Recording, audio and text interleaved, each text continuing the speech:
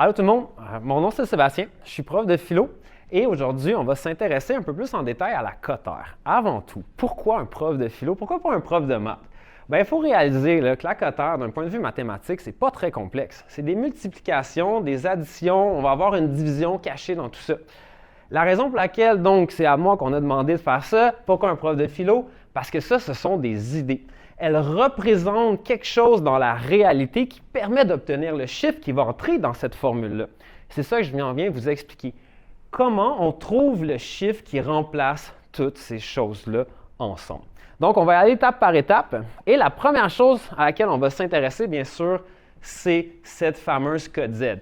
Tout votre parcours au cégep va être déterminant pour vos codes Z. Dans chacun de vos cours, vous allez obtenir une code Z. Donc, comment on obtient la code Z? C'est relativement simple. On va avoir votre résultat individuel dans votre cours, auquel on va enlever la moyenne pour ce cours-là, et on va diviser ça par un écart type. Je me permets de faire l'économie de l'explication de toute la formule de l'écart type. Il faut juste comprendre une chose.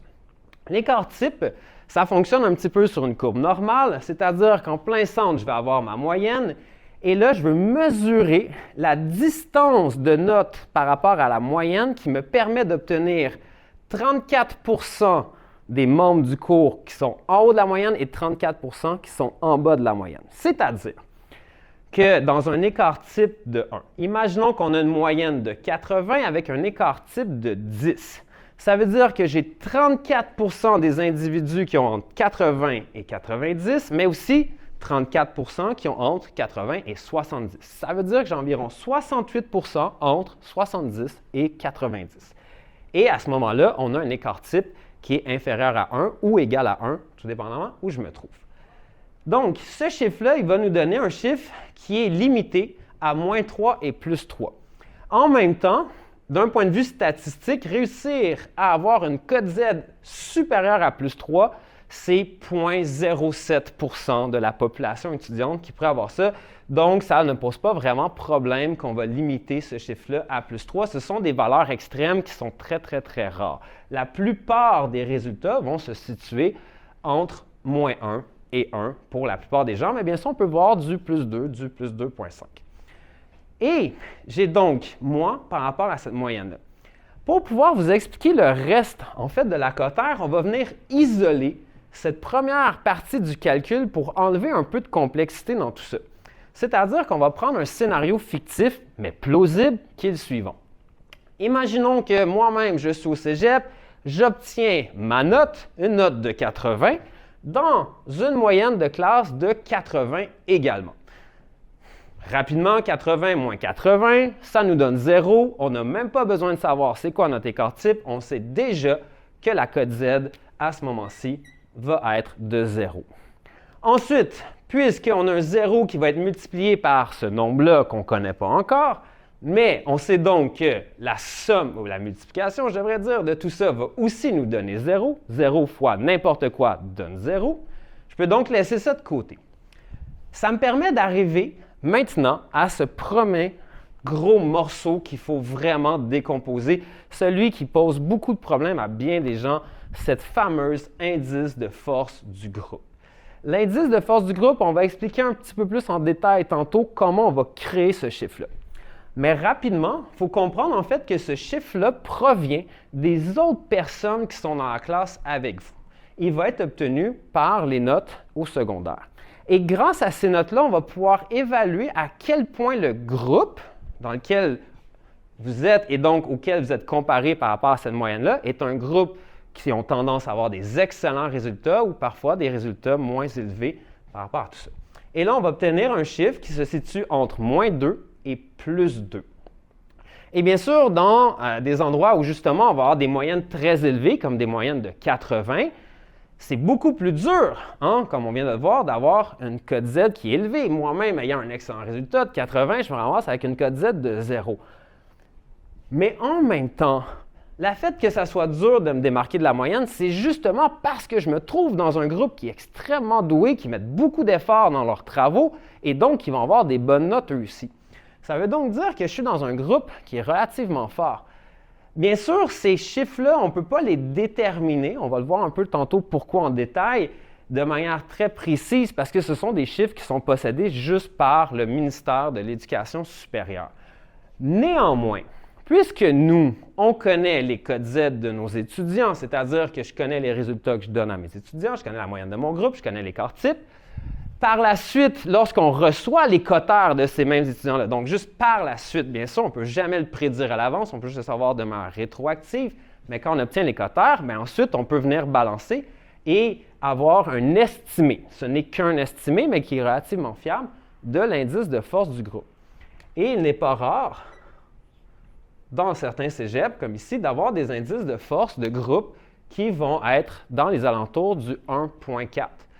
Et là, mettons qu'on fait le calcul ensemble du résultat de la quotaire pour cette personne-là. Donc, j'ai 0 plus 1,4 auquel j'additionne un 5, qui est une valeur constante. On donne 5 points à tout le monde d'emblée. Ça me donne donc 6,4. Une fois que je multiplie mon 6,4 par 5, j'obtiens à ce moment-ci une quotaire de 32. C'est-à-dire que je ne me suis pas démarqué de mon groupe et néanmoins, j'obtiens ce qu'on peut considérer être une excellente quotaire. Et en même temps, quand on regarde la signification de ces chiffres-là, c'est logique. Je ne me suis pas démarqué de mon groupe qui est un excellent groupe. J'ai donc moi-même livré une performance qui est excellente. J'ai fait la même chose que les autres personnes excellentes dans mon groupe. Ça va donc de soi que je vais avoir une quotaire qui est excellente aussi. Pour vraiment comprendre comment ces deux chiffres-là se balancent mutuellement l'un l'autre pour vraiment isoler la performance de chaque élève, chaque étudiant, chaque étudiante, on va prendre un deuxième scénario, encore une fois fictif, mais plausible. Donc, je vais enlever mes chiffres et imaginons cette fois-ci que je me retrouve dans un groupe beaucoup plus faible et grâce à ça, je me démarque énormément de mon groupe. Donc, prenons le scénario suivant, j'obtiens un excellent résultat, j'obtiens 95% comme résultat final et je me trouve dans un groupe où la moyenne est de 70%. Et plaçons un écart type de 10, ce qui n'est pas un écart type qui est très rare de voir dans ce genre de résultat-là. Donc, j'ai 95 moins la moyenne, moins 70, ça me donne 25. Ensuite de ça, 25 divisé par mon écart type qui est de 10, ça me donne une cote Z de 2,5. Et là, on pourrait se dire, « Wow, cette personne-là va avoir une quotaire gigantesque! » Mais en réalité, pas nécessairement, parce que la raison pour laquelle elle a pu se démarquer aussi facilement de son groupe, c'est qu'elle a été placée dans une classe où il y avait des gens plus faibles qu'elle. C'est-à-dire qu'on comprend que l'indice de force du groupe, ici, il va être en réalité dans le négatif. On n'aura pas un chiffre qui va s'additionner, on a plutôt un chiffre qui va se soustraire. Je mets un chiffre ici, ça va me permettre d'avoir un chiffre rond qui est fort intéressant. On pourrait mettre juste 1, mais je préfère mettre moins 1,1. Vous allez voir pourquoi, où je m'en vais avec ça. Donc ici, ça implique quoi? Ça implique que je suis avec des gens dans ma classe qui vont peut-être mettre un petit peu moins d'efforts dans leur réussite, qui ont peut-être mis un petit peu moins au secondaire, qui avaient des notes un peu moins fortes au secondaire, et donc j'ai un indice de force du groupe qui est négatif. On refait notre calcul ensemble. J'ai 2,5 moins 1,1, ça me donne 1,4. 1,4 plus 5, ça me donne 6,4 fois 5, ça me donne encore 32. Ce que j'essaie de vous faire comprendre avec ça, c'est que la même personne, placée dans deux contextes complètement différents, peut avoir exactement la même quotaire. En fait, c'est le but même de la formule. Si je réussis à avoir une grosse cote Z, on comprend qu'en général, ça se fait à travers le fait que l'indice de force du groupe est plus faible. C'est ça qui me permet de m'en démarquer. Et donc, la formule vient se balancer d'elle-même. Elle vient neutraliser tous les éléments contextuels, c'est-à-dire tous les éléments qui sont liés à l'extérieur de moi, les autres personnes dans ma classe. Et à la fin, tout ce qu'il reste derrière ça, c'est ma performance personnelle. Autrement dit, une personne qui va livrer sa meilleure performance, peu importe l'endroit dans lequel elle va se livrer, tous les facteurs qui sont liés à son contexte, sa classe, son cégep vont se neutraliser mutuellement pour qu'à la fin, on obtienne la valeur numérique qui correspond à la performance de cette personne-là. Ainsi, le choix du cégep n'a pas vraiment d'influence sur ma cotère. Ce qui a de l'influence, c'est à quel point moi je mets des efforts dans mes cours, dans mon apprentissage, dans mes travaux, ainsi de suite. Néanmoins, il nous reste encore deux petites choses à décortiquer pour vraiment comprendre comment la cotère fonctionne pour neutraliser réellement, complètement tous les éléments de contexte. Donc, le dernier élément qu'on va regarder ensemble, c'est l'indice de dispersion du groupe. Cet indice-là, tout comme l'indice de force du groupe, est également basé sur ces notes du secondaire. Donc, pour les gens qui se posent la question, est-ce que mes notes au secondaire ont un impact sur la cotère? La réponse, c'est oui, mais minusculement. Cet impact-là est très, très faible parce qu'en réalité, c'est basé surtout sur les notes des autres personnes qui sont dans votre classe. C'est-à-dire que les résultats des autres gens dans votre classe ont un peu plus d'impact sur votre cotère, mais cet impact-là, en réalité, il sert à neutraliser le contexte. Donc, encore une fois, ça se neutralise de lui-même. Néanmoins, d'où tire-t-on ces deux chiffres-là? Puis ensuite, on va venir expliquer comment lui fonctionne. Ils sont basés sur les notes obtenues en secondaire 4 et en secondaire 5 pour les 5 disciplines suivantes, parce que c'est les 5 disciplines que toute personne au Québec qui vont suivre au secondaire. Et on va avoir des notes qui sont généralement attestées ensuite par des examens du ministère. Ça permet d'avoir des données qui sont vraiment fiables à l'échelle provinciale et là d'avoir un bon portrait de l'indice de force du groupe. D'une manière simplifiée, l'indice de force du groupe, en général, lorsqu'une personne au secondaire a obtenu une moyenne générale supérieure à 75, ces notes vont avoir tendance à augmenter l'indice de force du groupe. Et une personne qui va avoir eu des notes, normalement en moyenne générale, inférieures à 75, va avoir tendance à avoir eu des résultats plus faibles dans ces matières-là. Et donc, on va considérer qu'elle va réduire cet indice de force du groupe-là. Plus j'ai de gens dans ma classe qui ont eu davantage que 75 comme moyenne générale secondaire, on a le droit de s'attendre qu'ils vont avoir bien performé dans ces matières-là et donc ils vont faire augmenter l'indice de force du groupe. C'est-à-dire que ma performance personnelle au secondaire a très peu d'impact. C'est vraiment la performance collective des autres personnes dans mon groupe qui aura un impact pour déterminer ces deux chiffres-là. Donc, on reviendra pour faire un petit wrap-up global à la suite. Je vais m'intéresser à l'indice de dispersion du groupe. Cette fois-ci, on a un chiffre entre 0,5 et 1,5. Et la raison, c'est simple, c'est qu'on utilise un facteur de multiplication. Et donc, multiplié par 0,5, c'est la même chose que diviser par 2. J'ai tout d'un coup quelque chose qui peut diviser ma cote Z par 2. Et la raison pour laquelle on a ce nouveau facteur qui vient prendre place dans la formule de la cotère, c'est pour contrebalancer les effets contextuels de l'écart type. C'est-à-dire que dans un groupe où l'écart type est vraiment très petit, imaginons un écart type de 7 ou 8. Donc, j'ai une moyenne de 80, j'ai obtenu 90 %, un écart type de 7, je suis à environ 1,3 de cote Z. Mais en même temps, tout le monde a à peu près les mêmes résultats parce que tout le monde avait à peu près la même force au niveau du secondaire, ce qui est donc normal. Le collégial et la suite du secondaire, on s'attend à ce que les personnes qui ont eu des bonnes performances secondaires vont avoir encore des bonnes performances au collégial. Il y a des variations, bien sûr, mais d'un point de vue statistique, c'est relativement très stable. Et donc, grâce à ça, on va pouvoir dire, oui, mais cette cote Z-là, elle est un peu plus élevée, en fait, due à un élément contextuel. Tu étais dans un groupe très, très, très homogène. Tout le monde avait environ les mêmes résultats.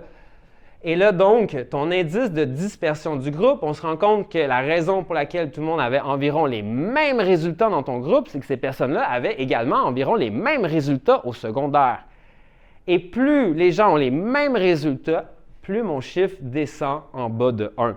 Et donc, on va venir réduire un peu l'effet de la cote Z. À l'inverse, imaginons une personne qui se retrouve dans un groupe très, très, très hétérogène. Donc, un groupe qui est composé de gens qui avaient des excellents résultats, d'autres qui avaient des résultats plus faibles au secondaire. bien, on s'attend à ce qu'au cégep, ces gens-là aient encore des excellents résultats et des résultats plus faibles. Ça veut donc dire que mon écart type va grossir. Imaginons que j'ai encore une note de 90, mais cette fois-ci, ma moyenne reste à 80 alors que mon écart type est rendu de 15. Tout d'un coup, mon 90, il vaut simplement environ 0,66 de code Z. Mais là, je suis dans un écart type qui est extrêmement vaste et on comprend qu'il a été créé par le fait que des gens dans ma classe ont eu des résultats soit très forts et également plutôt faibles au secondaire, ce qui explique pourquoi mon écart type était aussi vaste. Et là, à ce moment-ci, on va avoir un chiffre qui va être supérieur à 1 et donc il va venir bonifier ma cote Z. Autrement dit, on a encore à l'intérieur de la même formule deux données qui vont prendre deux facteurs similaires mais de manière opposée pour se neutraliser eux-mêmes. Et c'est ça qui fait qu'au final, la seule chose qui reste stable ou qui peut influencer réellement le résultat de cette formule-là, c'est la performance des étudiants et des étudiantes, comment eux ils se démarquent. Mais en même temps, si on revient à notre exemple de tantôt, l'exemple où j'ai la même note que ma moyenne, l'exemple où ma cote Z est de 0, mais que je suis dans un groupe très fort, je n'ai plus à me soucier de me démarquer de mon groupe tout d'un coup. Alors que dans le scénario précédent, où j'avais une grosse cote Z, mais que j'avais un indice de force de groupe qui est négatif, là, j'ai une pression très, très forte à me démarquer de mon groupe. Je dois avoir une grosse cote Z pour compenser un indice de force du groupe qui est négatif. Mais dans le cas où mon indice de force du groupe est déjà positif et très élevé, qui en lui-même, juste par lui-même, peut me donner une cote R de 32, bien, je n'ai plus besoin d'être en compétition contre les autres personnes dans ma classe. Au contraire, je peux juste profiter du fait qu'il y a plein d'autres personnes qui sont motivées dans cette classe-là, travailler avec eux et me développer encore plus et donc de m'aider à livrer moi aussi cette meilleure performance. C'est beaucoup plus facile en un sens de juste réussir à suivre en quelque sorte la vague de tout le groupe qui pousse vers l'excellence que de chercher à se démarquer dans l'excellence alors que la majorité cherche à faire moins d'efforts. Il y a un effet psychologique d'entraînement, bien sûr, et à travers tout ça, on a des principes de collaboration qui deviennent beaucoup plus faciles. Donc, être dans un cégep où les gens réussissent très bien, contrairement à ce qu'on pourrait croire, réduit l'effet de compétition. J'ai moins besoin d'être en compétition contre ces gens-là, j'ai juste besoin de m'aider, de les aider pour que tout le monde ensemble, on puisse livrer notre meilleure performance individuelle. Parce que de toute façon, on est dans un groupe excellent. J'ai juste besoin d'être aussi bon que mon groupe excellent pour moi-même être excellent et avoir une grosse cote R. Donc, j'espère que maintenant, il y a moins d'inquiétudes, moins de questionnements liés à la cote R et que j'aurai su, malgré le fait que je suis un prof de philo, vous expliquer ce calcul mathématique.